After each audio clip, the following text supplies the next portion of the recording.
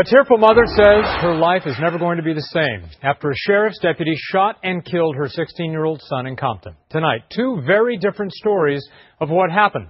One from the family, one from the sheriff's department. Michael Brownlee is there live with more. Michael. You know, Jeff, the deadly shooting happening here near the intersection of Poinsettia and Alondra. The Boyce family, with their attorney present here today, well, they went on the offensive. They held a press conference to dispute the claims made by the L.A. County Sheriff's Department. But the Sheriff's Department, meantime, standing by the deputy who they say feared for his life here on Sunday and was justified to shoot.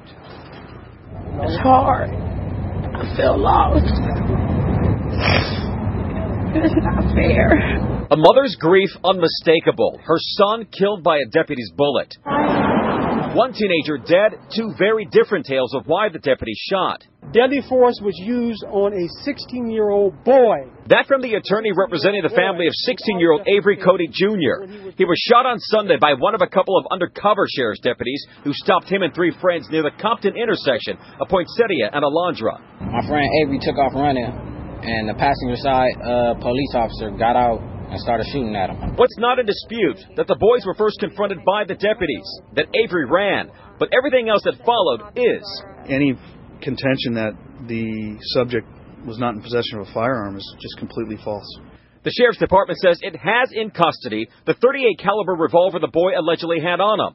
A statement from an independent witness who says they saw the weapon at the scene, and the deputy statements. As he was running away, at some point, he turned to his left with a gun in his left hand toward the deputy. He feared for his life, and the deputy shot him. We have several witnesses who said they did not see a gun. Meanwhile, authorities claim that Cody Jr. had some association with the gang. In fact, authorities also claim the boys with Cody Jr. that deadly day are also associates themselves.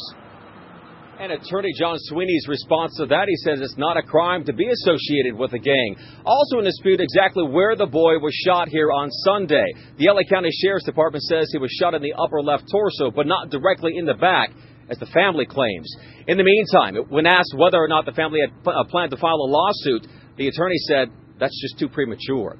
Reporting live here in Compton tonight, I'm Michael Brownlee, Fox 11 News.